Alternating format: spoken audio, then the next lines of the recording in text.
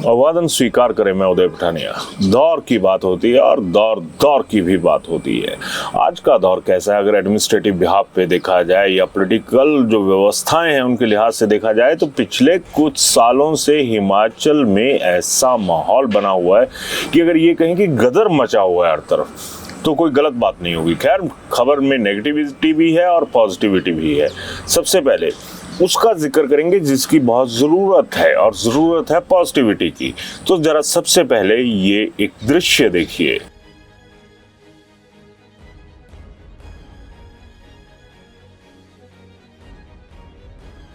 यहाँ पर आपको नजर आ रही होंगी मनीषा श्रीधर, और ये वही आईएएस ऑफिसर हैं जिनके पति तरुण श्रीधर भी आईएएस कैडर से रहे हैं, और हिमाचल में इन दोनों ने सर्विसेज दी थी। और इनका सर्विसेज का जो इतिहास है वो कुछ ऐसा रहा है कि स्वर्णिम या कहें सुगंध वो इनके दौर में रही है। दोनों मियाँ बीवी ने जो ये कह सकते हैं ना कि पूरे प्रदेश को महका के रख दिया था, तो कोई गलत बात नहीं होगी। और मैं पॉजिटिविटी की बात कर रहा था, तो पॉजिटिविटी ये है कि इन्हें जो टाइम्स ऑर्गेनाइजेशन है उसने अवार्ड दिया है, लाइफ टाइम अचीवमेंट अवार्ड। किसी भी व्यक्ति को अगर लाइफ टाइम अचीवमेंट अवार्ड मिलता है और उसे भी टाइम्स फाउंडेशन जैसी संस्था अगर सम्मानित करती है, तो ये जाहिर सी बात है कि जो लाइफ टाइम पीछे गुजर चुका है वो सच में स्वर्णिम रहा होगा, और इसके कई उदाहरण भी हैं। दरअसल मनीषा श्रीधर जी ने जो अपना करियर था वो हिमाचल में शुरू किया था, और ये एसडीएम देहरा, एसडीएम अंब भी रही, उसके बाद डीसी शिमला और डीसी कांगड़ा भी रही। और इनके दौर में बहुत सारी ऐसी चीज़ें हुई जिन्हें आज भी लोग ठीक उसी तरह से याद करते हैं जिस तरह से तरुण श्रीधर जी को पूरा प्रदेश सम्मान सहित याद करता है। और जो मैं लाइफ टाइम अचीवमेंट जो अवार्ड है उसकी बात कर रहा हूं, वो भी कोई ऐसे नहीं मिल गया है। काबिलियत, वो काबिलियत जिसकी हिमाचल सरकार ने उस वक्त कदर नहीं की थी जिस वक्त ये महिला अधिकारी उसकी असल में हकदार थी। और ये ड्यूरिंग सर्विसेज ही WHO यानी वर्ल्ड हेल्थ ऑर्गेनाइजेशन में ये चली गई थी। और WHO को मैडम का काम, तौर तरीका इतना पसंद आया कि उन्होंने कहा कि आप रुकिए, लेकिन हिमाचल सरकार ने उस वक्त की उन्हें परमिशन नहीं दी। और ये कहें कि एक तरह से इतना मजबूर किया गया मनीषा श्रीधर को कि वह VRS लेने पर मजबूर हो गई। वो कहते हैं ना कि खुन्नस निकालनी हो तो कुछ भी तरीका हो सकता है। जो महिला ऑफिसर प्रदेश के लिए चार चांद लगा रही थी, वही चांदनी, वही विकास हिमाचल के नेताओं को अखर गया था। और उसमें कुछ आईएएस ऑफिसर भी थे जिन्होंने ऐसे हालात पैदा कर दिए कि मनीषा श्रीधर को वॉलंटरी रिटायरमेंट स्कीम का हिस्सा बनना पड़ा। और उसके बाद आज तक प्रदेश में ऐसा कोई ऑफिसर नहीं हुआ आईएएस कैडर में। इन दोनों पति पत्नी को अगर एक तरफ कर दें तो बकाया नील बटा सन्नाटा ही माहौल नजर आएगा। WHO में जब मनीषा श्रीधर गई थी तो उनकी काबिलियत को बुलाया गया था, एक सिंपल आईएएस मनीषा श्रीधर को नहीं बुलाया गया था। और इससे बड़ी लानत क्या भेजनी होगी हमारे कर्णधारों पर कि उन्हें वो काबिलियत नजर नहीं आई। जो WHO एक इंटरनेशनल ऑर्गेनाइजेशन है उसको नजर आ गई, लेकिन हमारी सरकार ने जैसे मनीषा श्रीधर जी को बाहर का एक कहें कि प्रदेश निकाला दिया, तो उन्हें पूरी दुनिया ने उनका लोहा माना था। और आज टाइम्स जो है वो इसी तरीके से इनको सम्मानित कर रही है, और वो सम्मान दे रही है जिसकी वो हकदार हैं। यानी इंटेलेक्चुअल प्रॉपर्टी जो मनीषा श्रीधर के पास थी वो उस दौर के जो तमाम आईएएस थे उनके पास नहीं थी।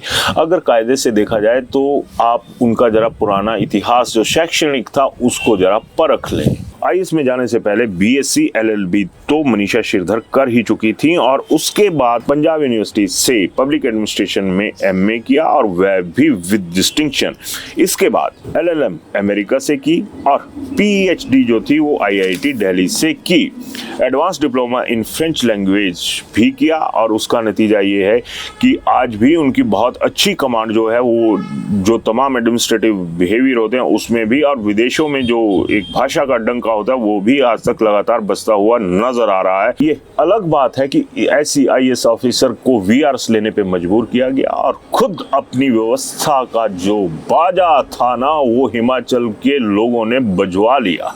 यानी अगर मैं सामान्य भाषा में कहूँ, आईएएस के लिए ऐसी उनके बारे में अगर मैं कोई खबर कर रहा हूँ तो ऐसी जो बात है वो शोभा नहीं देती है, लेकिन जो बाजा बजवाना होता है ना वो आज की डेट में आपको नजर आ रहा होगा कि किस तरह से जिन आईएएस के सहारे हमारी नैया चलती है उसको किस तरह से उसी दौर में डुबा दिया गया था। और इसके साथ वो एमएससी पब्लिक हेल्थ में भी रही और लंदन स्कूल ऑफ हाइजीन से उन्होंने ये डिग्री हासिल की थी। अब फ्लैशबैक तो आपने देख लिया, जो होता है ना इतिहास जिसमें भले ही ब्लैक एंड व्हाइट हो लेकिन जो काबिलियत की रंगीनी थी, काबिलियत के जो रंग थे वो मनीषा श्रीधर और तरुण श्रीधर के दौर में ऐसे बिछे थे कि आज भी लोग उन रंगों को याद करते हैं। और आज की डेट में हमें याद करने के लिए आम हिमाचलियों को है क्या? अब मुख्यमंत्री सुखविंदर सिंह सुक्खू कहते हैं कि आईएएस कैडर में जो कटौती की ज़रूरत है, आईएफएस में कटौती की ज़रूरत है, तो एक महीने में देखा जाए तो सच में ज़रूरत भी है, क्योंकि अभी जो आईएएस लॉबी है या दूसरे जो इंडियन एडमिनिस्ट्रेटिव सर्विसेज के लोग हैं वो वैसी परफॉर्मेंस देते हुए नजर नहीं आते जिस तरह से मनीषा श्रीधर और तरुण श्रीधर का रिकॉर्ड रहा है। आजकल एक नया दौर चला है एक्सटेंशन देने का, और एक्सटेंशन तो एक आदमी को दी जाती है लेकिन जो टेंशन है वो आईएएस कैडर के भीतर ही जो प्रमोशन पे लोग बैठे होते हैं उनके हिस्से में आ जाती है। अब क्या हुआ, जो आईएएस लॉबी के लोग हैं वो तो जो टेक्नोक्रेट्स हैं उनके हक भी निगलने पर बैठ गए हैं। अब ताजा हालात देखिए, पुराने दौर में भी एक्सटेंशन दी जाती थी, इसमें कोई दो राय नहीं है, लेकिन वो उस वक्त दी जाती थी जब बहुत ज्यादा जरूरत होती थी और जो आईएएस अफसर है उनकी रिटायरमेंट की डेट आ जाती थी। लेकिन ये ज़रूरी होता था कि अगर इनको अभी हटाया तो जो एक रॉ काम करने की बनी हुई है वो टूट जाएगी, और उसी रॉ को बनाए रखने के लिए उन्हें एक्सटेंशन दी जाती थी। लेकिन अब क्या हो रहा है, वहाँ पर आईएएस की ही बात करूं तो 3 चीफ सेक्रेटरी हैं पुराने जो आज हिमाचल में अपनी रिटायरमेंट के बाद भी सरकार का हिस्सा बने हुए हैं। कहाँ एक आप टॉप लेवल की पोस्टों में बैठे थे, लेकिन ऐसा भी क्या सरकारों को भी ज़रूरत है और अफसरों की लॉबी को भी ज़रूरत है कि अब वो न सरकार उनको छोड़ के राजी है, ना वो सरकार को छोड़ने के लिए तैयार है। यानी रुतबा, आम आदमी का रुतबा कहाँ गया, अब ये सवाल यहाँ पर खड़ा हो जाता है। आईएएस ये माना जाता है कि ये दिल्ली दरबार में जाके लॉबिंग करते हैं, दिल्ली दरबार में जाकर के जो हिमाचल सरकार के हित का मसला होता है उसे उठाते हैं। अब पूरे प्रदेश में चीखो पुकार मची हुई है आरडीजी की। अब सवाल उठता है कि 3 पुराने कद्दावर आईएएस अफसर सरकार में बैठे हुए हैं, तमाम भत्ते तनख्वाहें पूरी ले रहे हैं, लेकिन आरडीजी की बारी घाटा पैदा हो जाता है। क्या इन लोगों को पता नहीं था, क्या ये लोग सरकार को आगाह नहीं कर सकते थे कि आरडीजी पर बहुत बड़ा झटका जो है वो प्रदेश को लगने वाला है? और क्या इस आरडीजी का असर सिर्फ प्रदेश पे रहेगा, क्या आम हिमाचली पर नहीं होगा? अब सियासत यहाँ पे भी शुरू है, लेकिन उस तरफ कोई नहीं देख रहा जिस तरफ देखने की जरूरत है। और जिन लोगों को देखने के लिए रखा गया है वो क्या देख रहे हैं, उनकी आंखों पर क्यों पट्टी बंधी हुई है? ये सबसे बड़ा सवाल जो है वो आज हिमाचल के पहाड़ों पर पहाड़ की तरह सिर उठाकर खड़ा है, और प्रदेश के नेता और तमाम जनता को भी सर झुकाने पर मजबूर कर दिया, सर झुकाकर सोचने पर मजबूर कर दिया कि आखिर सर उठाएं तो किस दिशा में उठाएं। अब तो दबे स्वरों में ये रिपोर्ट भी आ रही है कि जब इन लोगों के पास वक्त था तब ये हिमाचल के लिए जो बुरा वक्त आ रहा था उसको नहीं रोक पाए, तो अब ये किस तरह से अपनी जो जॉब है, जो एक्सटेंशन है, उसको जस्टिफाई करेंगे। अब क्यों ये लोग इस मोड में चले गए हैं कि काम ही क्यों करना? हालांकि ये भी सच है कि हिमाचल हाईकोर्ट ने भी कहा है कि एक्सटेंशन नहीं देनी चाहिए। इसके पीछे भी एक वजह है कि पूरी तनख्वाह भत्ते जो इन अधिकारियों के होते हैं वो इन्हें मिलते हैं, और रिटायरमेंट पर भी जो वेतन है वो कम नहीं होता।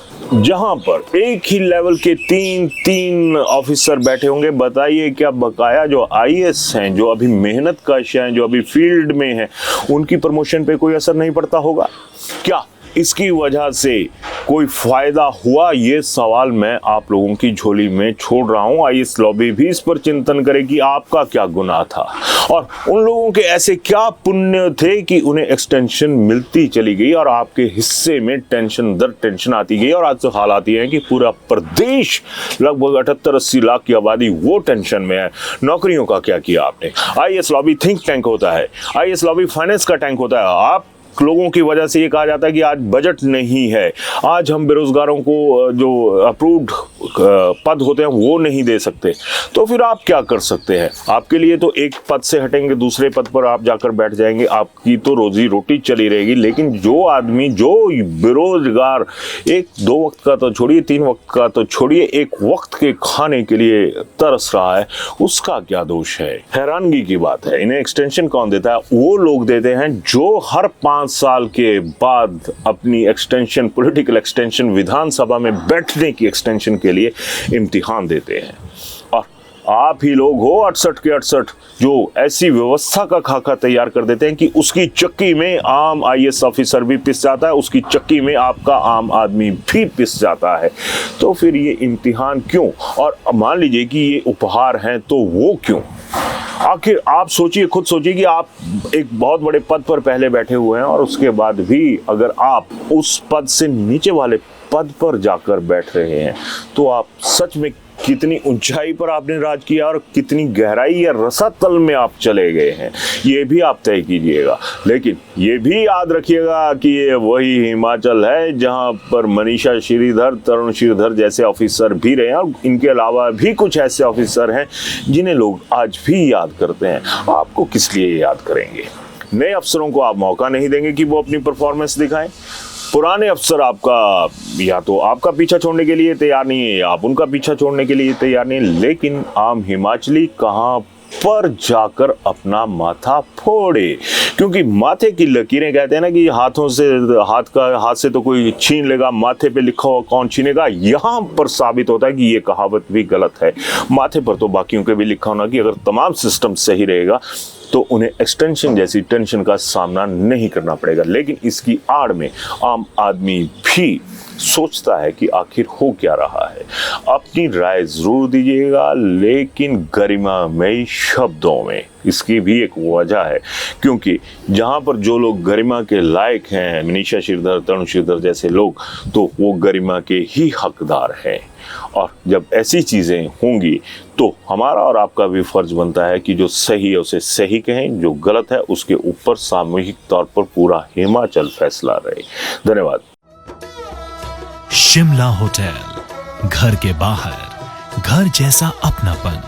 अपने वेकेशंस को सुनहरी यादों में पिरोएं शिमला होटल के साथ। राजसी वैभव और राजस्थानी आव भगत, जो देगी आपको एक रॉयल फील। हिमाचल वासियों के लिए जयपुर में ठहरने का अपना hotel, Shimla hotel. Heritage above 1, हवा महल रोड, चांदी की टकसाल, जयपुर।